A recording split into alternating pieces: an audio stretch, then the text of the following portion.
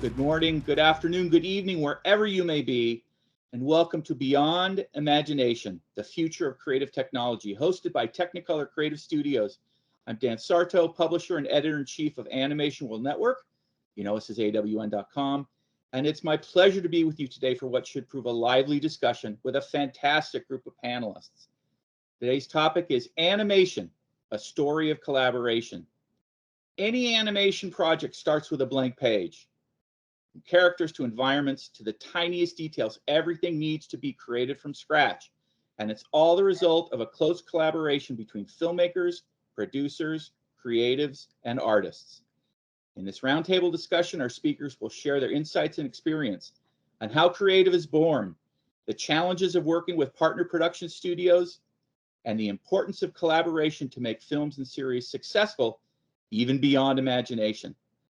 Let's meet our speakers so we can start peppering them, hopefully not pestering them, with a set of questions. So let's get started. I want you all first. We'll let you introduce yourself. Julian, why don't we start with you? Why don't you introduce yourself, and then Adriana, and then Sandra. So I'm Julien Mester, SVP of Mikros Animation, Head of Creative.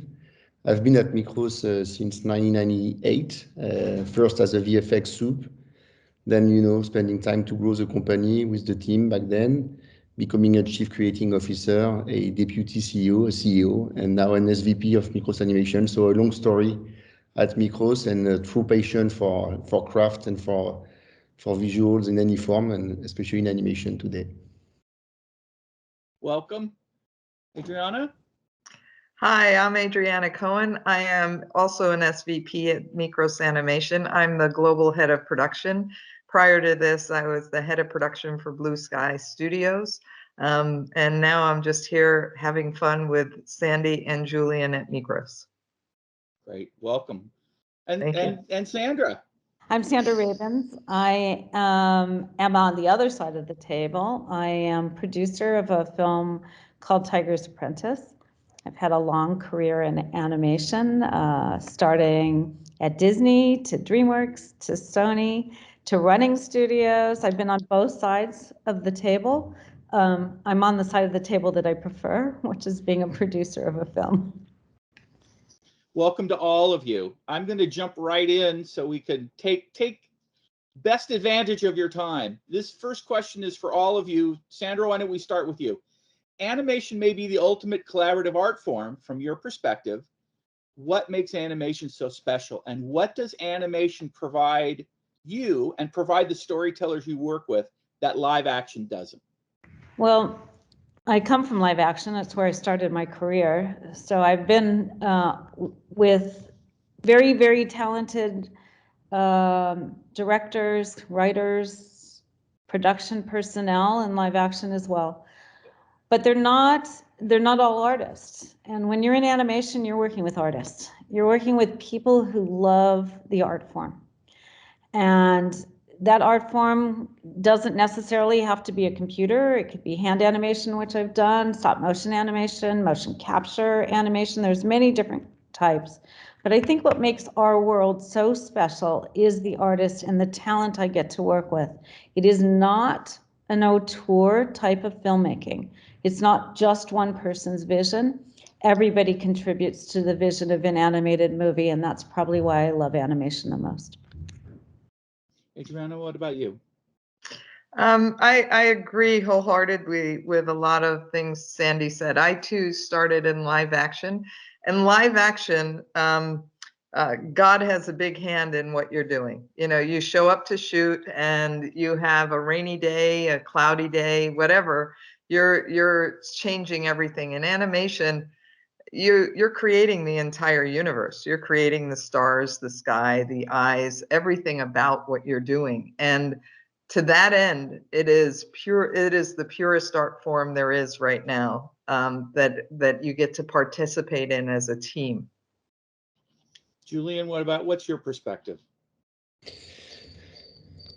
I think also it's very interesting because it's a medium that is proposing sort of to say a middle road between a comic and live action, comic book and live action. What I mean by that is because of its form, I think you can project yourself you project your emotion and engage with the content in a way that live action is different, meaning that live action, you have a real vision of everything and you engage with that, which is a proposition from director, which is, I think, great as well. But on animation, thanks to the medium and the way it is crafted, it opens a lot the imagination and the way you can project in. A bit like in a book, in a comic, I would say. So that's why I think it's really a middle road for me between the two worlds. Okay. Sandra, I'm going to jump back to you. And you hinted, you were so briefly hinted at your tremendous, your tremendous history in this industry. You've had a huge hand in building some of the biggest animation studios in the world, as you mentioned, Disney, DreamWorks, Sony Pictures Animation, among others, working with the industry's top talent at every level. You've been on both sides of the fence. You've also seen the introduction and growth of 3D CG, which completely changed how much animation is produced. Ultimately, your job is to successfully bring one person's vision to the screen with in-house or outsourced studio teams that number in the hundreds of artists. As animation is the ultimate collaborative art form, what makes for a successful collaboration? What aspects, what are you looking for, and what do you kind of hope to avoid in collaborating with so many people for what is often many years on a production? For me, it's about the team. I don't like to talk about it as a vendor. I consider the people who are working on this project at Mikros to be part of the team and part of my team. And that's the most important part, which is to have everybody feel like they have a hand in the movie, that they're not, to quote Brenda Chapman, and I think, Dan, you've heard this before, we're not wrists. And as an artist, she used to say, if you're hiring me to be a wrist, please don't, because I have no interest in being a wrist. I want to be part of the production, part of the creative opportunities. I want to be able to contribute. I want to bring the magic to the screen. And thus, the most important part of animation is communication. What makes a successful animated movie is how well you communicate with each other, how well you're willing to hear people, whether it's the person cleaning the office or a production assistant who has a good idea. If you're willing to hear it, that's what I call magic. And I believe that's the magic of making animated movies and what you can't do in live action. So communication and listening and giving people the opportunity to have a format for you to hear them is very important. Sandra, along those lines, do you think over the years that probably the best skills that you've developed and rely on are your communication skills? I hope so. I hope so. Well, I can say, and I told this story very recently. When I was very young, I was not a good communicator, and I started to develop an ulcer. And my grandmother said to me, if you don't talk to people, nobody's going to know what's going on, and you're just going to eat yourself up. So I think that was my first lesson in knowing that communication is a very important element of life, not just working in the animation business. Certainly. Sandra, I'm going to stay with you for this next question, and then we're going to jump over to the production side. Fewer and fewer studios actually handle the development and the production under one roof these days. Yep. And so the necessity of creative collaboration is even more critical than ever. Does your development process, from story to design, budget scheduling, does that differ when your project is going to be produced by an outside studio? And how early are you looking for partners? And how much is that partner usually involved in your development, especially early development process? And what are you looking most for in that partner? So as an independent filmmaker, which I've been as well, and I consider myself currently, although I'm working on a studio movie, but I have my own projects. And I want to bring those projects to the screen.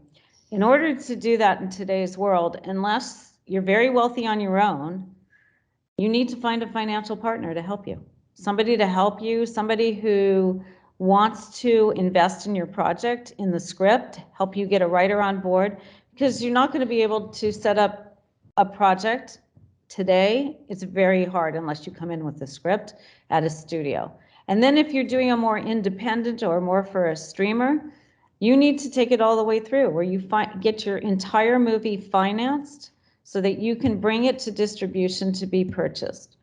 And that's happening more and more, even at streamers like Netflix. They want you to come in with a package, and that's when hopefully you can get additional financing, but you're going to be out there looking for financing. Thus, you need a partner. And not just one partner, it's probably multiple partners. There aren't a lot of people who will finance your production without heavy-duty talent attached and a great script. And so yes, you can go to some of the independent producers who have the funds to develop your project and to help you develop your project, but not always. So I have a project right now that I am waiting for the contract to come in, actually. That's a book that my partners and I optioned. We paid for 2 sets of writers so far to try to get a script in place. And now we're with a financier who's going to pay for a writer-director to come on board on the project. The biggest issue with partnerships in animation, and not just partnerships, but also where you work with your project in animation, is to work with people who really love the art form and know the art form. And what we see in a lot of the studios today, and we've talked a lot about this, is they're more technology-based studios. They don't understand animation. And the hardest part of animation, and we can talk about it later, is an expression that Ed Catmull said to me when I started Sony Pictures Animation. He said, "Are they ready for the crash and burn?" Well, what does that mean? Are they ready for the crash and burn? Every single animation project I've been on has gone through, oh my God, nothing's working. And what do we do now? And how do we get it right? And I think if you're making a movie, you have to really believe in the idea. And if the idea is good, then when you crash and burn, you're going to figure it out and how to get it right. For me, I need to have a partner that knows how to deal with a crash and burn, because if they don't, they're saying goodbye and there goes the money. So that's why, to me, partnerships, collaboration, really understanding our art form is so important. On collaboration, there's one aspect I think that is related also to the first question about why animation is so special, is the fact that if we compare to live action, directors are driving actors directly, and we know it's a very specific and very precious place for directors to be with their actors. With an animated movie, you need to go through a full team of people to get the character to life. So meaning that if you don't find a way to collaborate between you as a director, as a producer, the full team that will bring character to life, then you don't have any proper acting and performance. And that's both pretty unique in animation form, but also pretty unique in the collaboration needs you need to establish to make sure that this thing that is so subtle, which is driving actors, could happen and bring emotion with this full workflow of people trying to make a movie all together. So I think it's pretty unique, and especially in stylized or keyframe animation, where basically you don't have anything else than just discussing with the team, trying to express yourself, to speak with your hands, speak with whatever you have to try to again bring something you have in your head through the full team to a character to life. Adriana and Julian, before I get to you to talk about the production side, real quick, Sandra, in your experience, early on when you're cobbling together that financing, and potentially with more than one studio, and the animation production may be broken up across a number of studios, how do you weigh the issue of they've got financing, they're not necessarily my first choice on the production side. How do you know when we may crash and burn, but we'll work it out, or you know what, I'm going to walk away from this because I'm just not comfortable?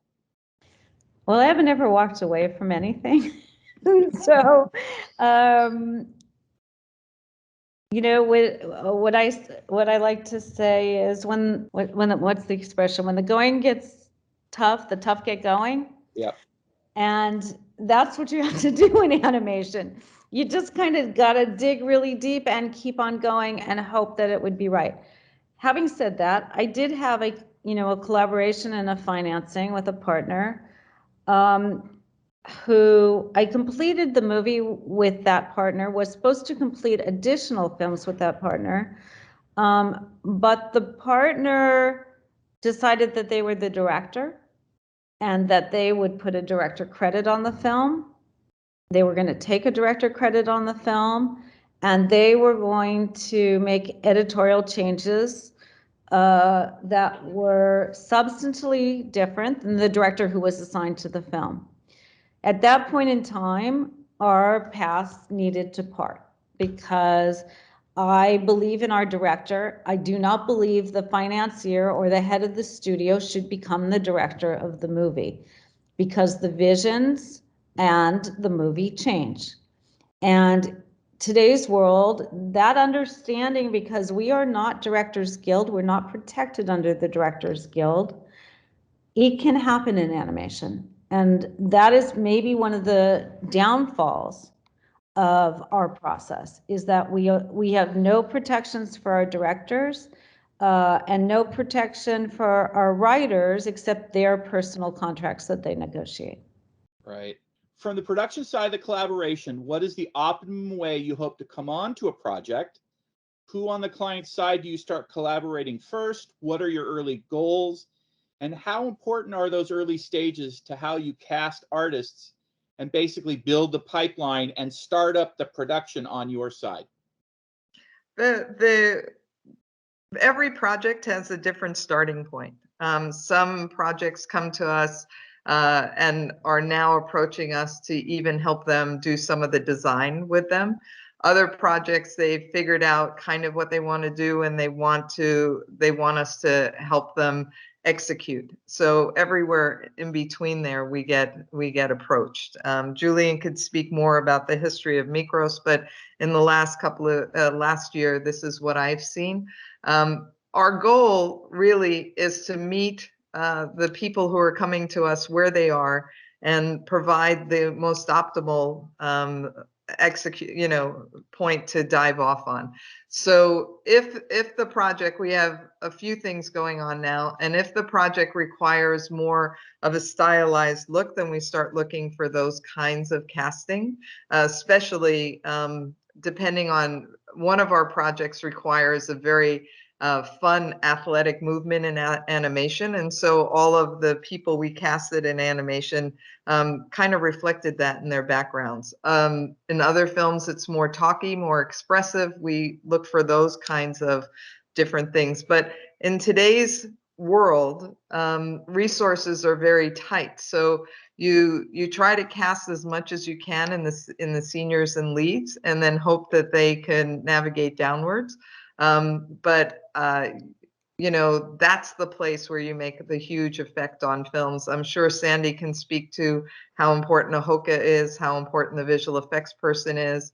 All of those things make a huge difference to the final outcome of your film and the vision of your film. So you cast that way, right? You cast with the big places on top, the big positions on top. You make sure they're in line with the director, and then you go forward from there. But Julian, you could speak to being head of creative. What do you see as when you're helping people decide what to pick? Yeah, I think first, not with the pandemic and almost before the pandemic already, the way we are producing movie today is bringing a opportunities, but also a challenge on how we put people together. We do something very schizophrenic somewhat. Yeah? We try to produce something that is tailor-made, very custom, but also with a manufacturer aspect, as we have to produce at scale. And so how do we bring that all together with teams that are spread around the world? That's for me one of the most tricky challenge. Retain this again tailor-made, really close relationship between people in the full team, and yet do that through different country, different language, different time zone. So for the casting aspect of the people, I think it doesn't really change so much. At least, in fact, we have even more options today because we can cast everywhere and we can find great people everywhere. We have, at least for Mikros, we have a structure of artists, leaders that can really identify where are those talents and how we can aggregate the right creative team for the project. But then the question is, how do we make that functioning as a team? Because I strongly believe that it's not only about the leaders, as you were mentioning, Jay, but also the full team that needs to own the film as well. And for me, that's one of the most exciting challenge within the context I was describing. How do we make sure that the team owns the film as well? And if you succeed in that, you have definitely a better movie on screen, because basically everybody will really put every single aspect of her own personality into the movie. So again, casting worldwide opportunity, but in a spread world brings those challenges. I think communication tools are far behind. Like emails or stuff like that are not the right tools to manage what we have to manage. But again, I don't think the casting is so much of a challenge. It's more, again, the way we aggregate people today that is a challenge. Yeah, but for you, as far as casting, you know your people, and you make your best decisions with regards to who should come on, especially early. What if they're not available? How often do you have to kind of juggle to get the right people on early enough to have the most positive impact they can on that show? Always. Juggle seems like a pretty familiar word to me those days. I think this is what I love. It's a small world as well. Like the animation community is pretty much a small world. So we know who are the people, and we are looking for who are the next people also, people coming, growing.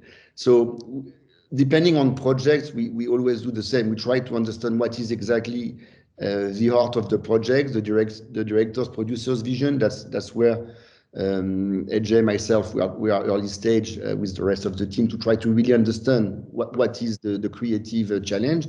And then we first obviously work with our close team, like all the people we have in Mikros, in Montreal, in Paris, in Bangalore, and we take it from there. And if they are not available, we try to grow from their perspective, again, trying to have that balance between production needs, resource management, but creative vision on top of it, to make sure that, again, it's not just resource management, but the right fit for the project. But it would be it would be wrong to say it's not a problem, especially on these days, as there's so much content out there. So yeah, finding the creative leaders is definitely a challenge. Julie, you just mentioned something about translating the creative vision, which leads right into the next question, which is kind of another big question. Sandra, I'm going to start with you, and then Julie and Adriana, I'm going to come back over to you.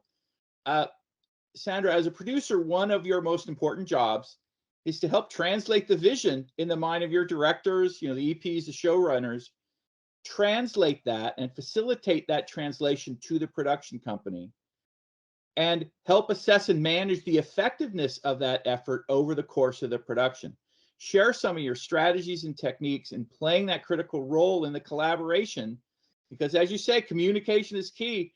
It's a long project, and everyone is trying to get that vision from one person's head out through the hierarchy of the production. How do you help make that happen? As my kids used to say, Mom is in meeting after meeting after meeting. We do meeting after meeting after meeting all day long. It's constant. And I do a tremendous amount of meetings, but then the visual effects supervisor has all of his team meetings that in the case of Tiger's Apprentice, David Duloc at Mikros, we work really hard with directors and production designer with the visual effects supervisor to make sure that they're thinking about the movie the same way and executing the movie into the vision. And that requires a lot of 2D artwork actually in the beginning to communicate vision and color and lighting and space and what we'd like the movie to look like. There's a lot of art that has to be created to make sure everybody can look at an image and know that's the way we want the film to look. That's for the image portion of it. For the animation portion of it, we actually film our actors to use as reference. We also the director spends many, many weeks prior to production working with the animators on the personality of the characters and bringing those characters to life. And that in combination with our actors and our actors' performance, we try to give as much information as we possibly can so everybody is executing against the same vision. And that is what pre-production is all about. It's about getting the story right, but it's also about communicating with our partners and all the artists that work. You know, for me, I have artists at Paramount and I have artists in Paris and artists in Montreal. All of them need to be on the same page. And so as you create this 2D artwork, then it becomes 3D artwork, and then we can share this with everybody so the team can understand exactly what we're looking for and what we're trying to match. I would love it if Sandy would talk about the working with multiple directors too. How do you communicate that vision when you have multiple directors? I've always worked with multiple. There's only one occasion I have, and Dan knows that occasion when I worked with one director. But every film I worked on is multiple directors. I'm working with right now 3 directors and a producer that's a director. So in essence, I'm working with 4 directors right now. And my very first film producing was 3 directors, which was The Prince of Egypt. Each of those directors had their own skill sets. We want to use all of the directors' backgrounds and skill sets and bring it to the table. And that's even the producers. You're bringing your experiences, you're bringing your life to the table. And it's that combination that actually goes into making a great animated movie. We do at times when the production is starting to move, when the train is, you know, in high speed mode, we split our directors up because there's too many approvals, too many meetings that need to be attended to. So one director might work in editorial while another is working with the storyboard artist, while another is working with the layout artist in order to bring it together. But the most important part to making it work is that the directors are on the same page with each other. And that doesn't happen from the very beginning. They might all have similar ideas to what they want the movie to be, but it takes the time and the work in story and editorial and the discussions to start to bring everybody onto what I call the same page. And that process begins very early on in the animatic, because once you've seen your movie in animatic, then you can get in a room and you can talk about what's working and what's not working, and everybody can hear each other's opinions. And then you take the best of those to your next screening. And that's the process of beginning to get everybody on the same page, thinking the same way. And that is the key creative team. So it's the producers and it's the writers and it's the directors and it's the department heads. And in that process, somehow we all congeal into one.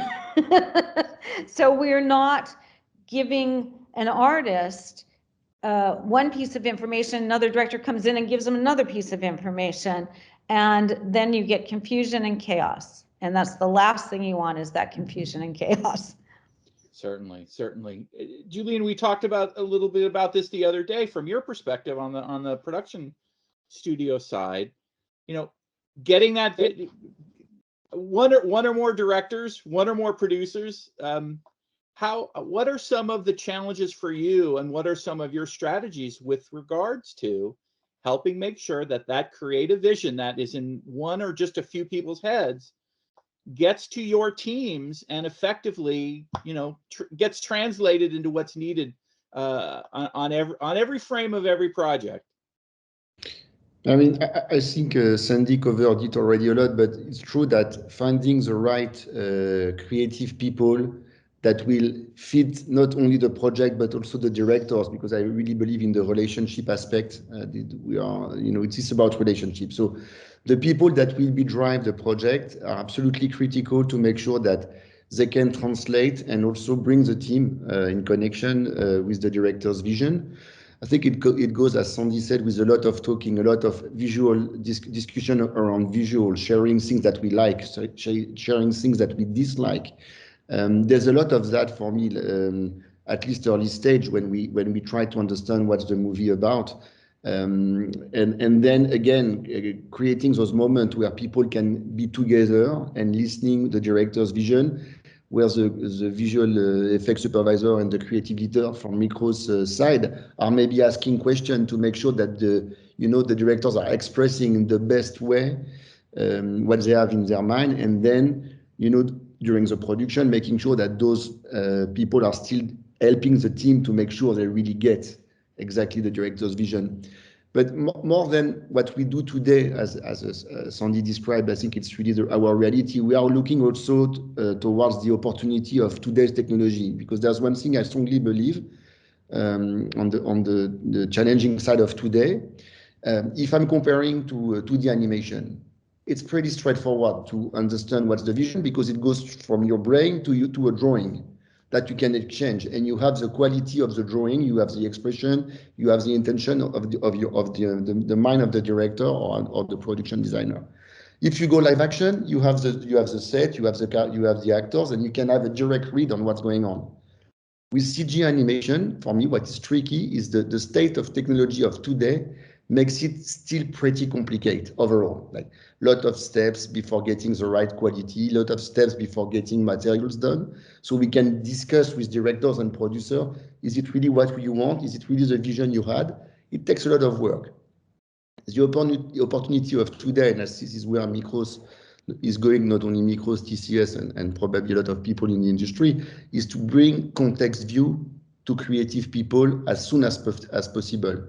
Meaning pushing back the technological aspect of CG movie towards a way to read creatively the movie much earlier in the process. So we could exchange with directors with some visuals that are attractive, relevant to the style of the film. So this is why motion capture is not the only answer, because when you do a SpongeBob movie, or the motion capture is not going to help you so much. But definitely having tools that are bringing context to the material is a super opportunity for us to make sure that we can exchange with directors, and not only directors, because also for the studio, I think it would be important they understand, what is the project about exactly, visually speaking. This is for me a massive opportunity that we are going to push more and more, for sure. And Julian, I'm glad you brought up the whole issue with the motion capture. I think most people don't realize just how much work still needs to be done from an animation standpoint, even when you're working with really good motion capture. That's another topic that we could talk for a whole other session about. Adrian, I want to bring you into this question as well. From your perspective, how are you, in the work that you do as part of the group, what are your strategies for helping get that vision to the production and stay on it? Yeah, I believe the most important element of my job is the culture of the studio. So making sure that the artists feel safe, and making sure that the artists can experiment, and the artists feel good about what they're doing, and the artists feel supported, is a really important part of how I look at my job. I have been told numerous times, because it comes from the president on down, the president being Andrea Malaro, that the number one guiding principle for every decision we make is the artist. So if you put the artist first and you make all your decisions for the artist, you create an environment where the artist can do their very best work, and they're open to doing their very best work because they're not afraid of failing. If we are capable of delivering that, if we could create that environment and allow them to feel supported, then, you know, they're not creating from a position of fear, they're creating from a position of openness. And that allows them to be more receptive to what the directors want and what is being asked of them. And that's the best that we can hope for, right? Because hopefully what happens is the director says, this is what I'd like. And the artist goes, that is so great. I totally get what you're saying. How about if we do that plus this? And what do you think of that? And that's where, to me, the medium of animation, it flourishes. And that's what I love so much about it. And that's what I hope to create. So the collaboration to me is a true collaboration of receptive people, and not just people who are just executing, being risks, like Sandy said, or, you know, people who are just trying to show off, but people who are actually trying, that are in a position of actually hearing what you want and seeing how they can make it even better for you because they understand where you're going. That's what makes this the most unique medium, you know, an entertainment medium. That's truly you know, that collaboration and that iterative collaboration of a team of artists creates such wonderful things. Mm-hmm. We've got just a few minutes left. There's a question that I want, kind of a last question I want to ask all of you. Adriana, I'm going to start with you. Anime, I think it's safe to say the animation business is totally booming in unprecedented ways, certainly driven by the streaming business, impacted by the pandemic.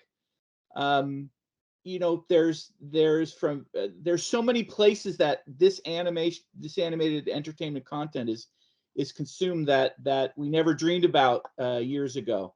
What do you see for the next 5 years with regard to the animation business? How do you see the industry continue to evolve? And equally important, how do you see these collaborations between studios, productions, filmmakers, streamers that are also producers, and for a studio, you know, for a company like Mikros, where do you see some of this moving ahead in the next 5 to 10 years?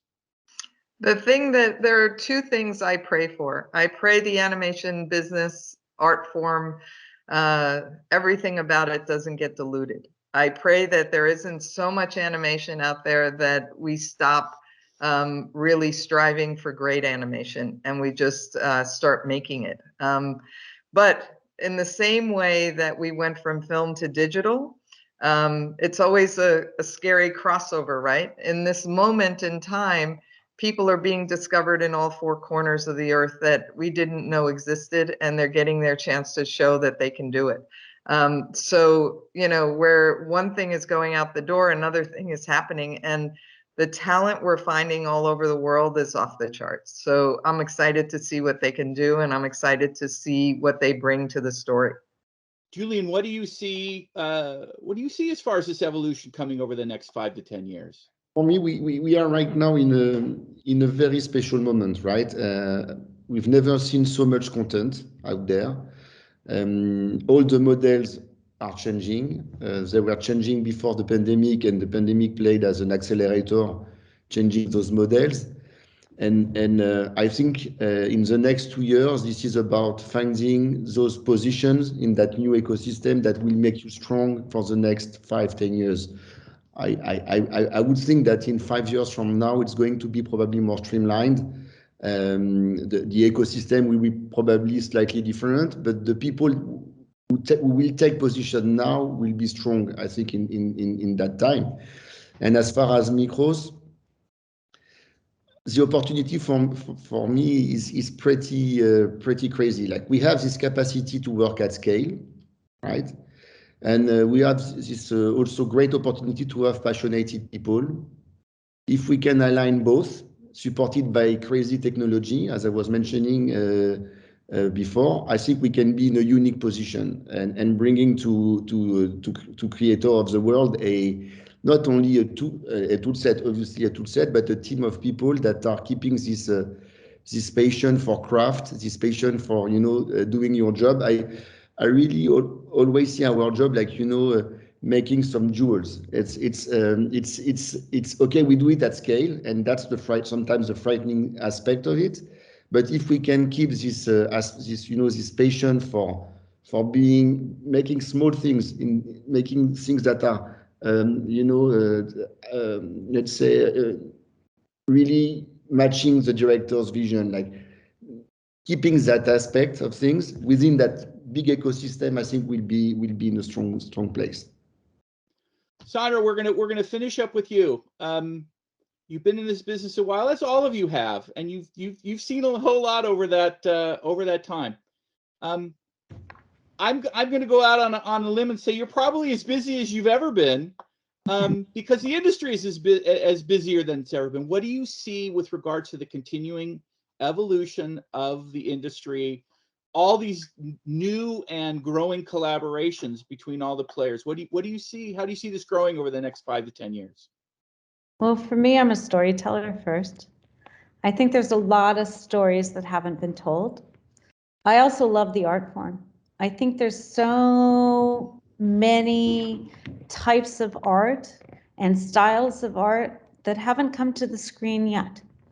So I am very optimistic when you see some of the movies like Mitchells and the Machines, how they're pushing the comedy, the way they're telling stories. I believe there's a long ways to go. And so I also believe that people want to leave their lives for a little bit of time and experience another world. And I think it's the greatest gift we have as filmmakers, to be able to take people out of some pretty hard situations right now for an hour or two of their day and let them see a different world. I was at DreamWorks from the beginning. We had artists from 36 countries. We had 28 languages that were spoken at the studio. And the biggest change that I've seen in the last 5 years is the proliferation of studios all over the world. And a lot of filmmakers making films and stories for their community, their country, for their history, and their culture. And for me, I believe what we're going to see is more films coming out around the world that will introduce the rest of the world to different ways of life, to different cultures, to different ways of thinking. That's what I hope to see. I hope to see the Ukraine studio come back. It was a studio of extraordinarily talented people. There are artists all over the world who've never been recognized or never thought that they could make a living doing their art. And the best part of animation is you can be an artist, you can support your family, and you can do something special. Absolutely. Very, very well said. It's been a long time since animation was just about cartoons. And animation is being used to tell stories in every genre of storytelling by more people than ever before. And you're all absolutely right. We've come to that time where, unfortunately, we're out of time. Sandra, Julian, Adriana, thank you so much for joining us, sharing your insights about animation and about life. I'd like to thank our host, Technicolor Creative Studios, for putting on this event. And of course, I want to thank everyone out there who's joining us. Enjoy the rest of the festival and have a great day. And again, thank you all very, very much.